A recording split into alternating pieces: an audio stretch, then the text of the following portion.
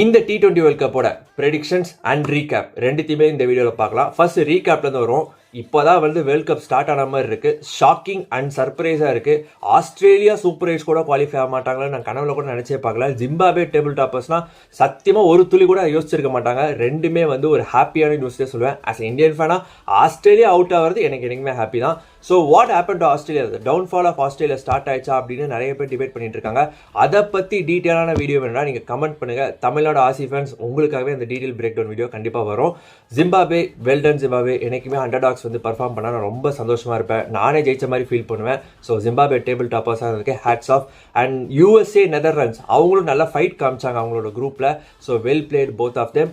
ஆப்கானிஸ்தான் அவனுங்க கொழுப்பால இந்த டோர்னமெண்ட் வெளியில் போகிறானுங்க. எல்லா ரிசோர்ஸஸையும் வச்சு ஒழுங்காக ஜெயிக்க தரனால ஆப்கானிஸ்தானே சொல்லலாம். They deserve not to qualify super 8. ஃபைனலாக இந்தியன் டீமுக்கு வரும். அபிஷேக் சர்மாவை ட்ராப் பண்ணுமா அப்படின்னு நிறைய பேர் கேட்டுட்டு இருக்காங்க.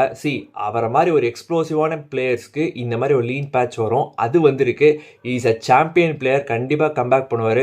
இப்போவே சாப் அண்ட் சீஸ் பண்ணால் அது டீம் என்விரான்மெண்ட்டுக்கு நல்லா இருக்காது. Abhishek Sharma should be back and he should be continue playing 11. ஃபைனலாக ப்ரெடிக்ஷன்ஸ்க்கு வருவோம். என்னோட ப்ரெடிக்ஷன்ஸ் பார்க்கும்போது India, south Africa, New Zealand and Pakistan இவங்க தான் என்னோட டாப் 4 இருக்க போகிறாங்க.